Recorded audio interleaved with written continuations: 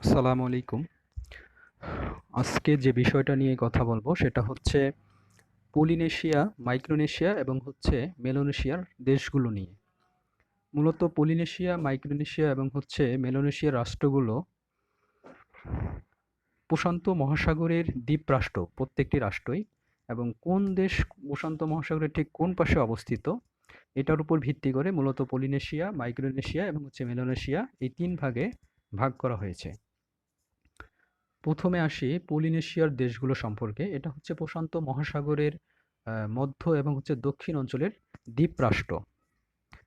আচ্ছা, এই পলিনেশিয়ার দেশগুলো মনে রাখার জন্য একটা সহজ পদ্ধতি হচ্ছে আমরা মনে রাখবো ট দিয়ে। পলিনেশিয়ার দেশগুলো শুরু হয় ট দিয়ে। ১ নম্বরে হচ্ছে টোঙ্গা, টুভ্যালু, সামোয়া, তাহিতি, কুক দ্বীপপুঞ্জ এবং ইস্টার দ্বীপপুঞ্জ। টোঙ্গা, টুভ্যালু, সামোয়া, তাহিতি, কুক দ্বীপপুঞ্জ এবং ইস্টার দ্বীপপুঞ্জ। এখানে ২ টা দ্বীপপুঞ্জ আছে, একটা কুক দ্বীপপুঞ্জ এবং আরেকটা হচ্ছে ইস্টার দ্বীপপুঞ্জ। এখন ২ নম্বরে হচ্ছে মাইক্রোনেশিয়ার দেশগুলো।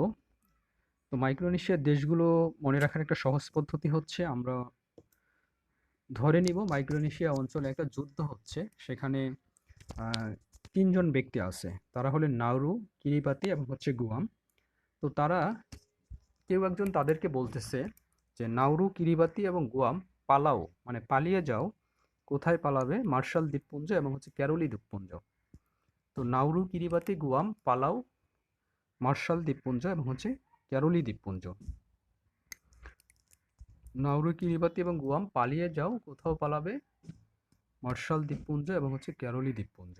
আচ্ছা, এটা মনে রাখার একটা সহজ পদ্ধতি হলো এটা। এরপরে হচ্ছে মেলোনেশিয়া। মেলোনেশিয়ার দেশগুলো হচ্ছে প্রশান্ত মহাসাগরের দক্ষিণ এবং পশ্চিম অঞ্চলে অবস্থিত। প্রশান্ত মহাসাগরের দক্ষিণ এবং পশ্চিমের যে তীরবর্তী দ্বীপ রাষ্ট্রগুলো সেগুলোকেই বলা হয় মেলোনেশিয়া।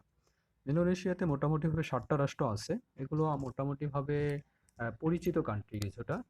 তো ফিজি, পাপুয়া নিউগিনি, সলোমন দ্বীপপুঞ্জ, ভানুয়াতু, বিসমার্ক, সন্ত ক্রুজ এবং নিউ ক্যালেডোনিয়া।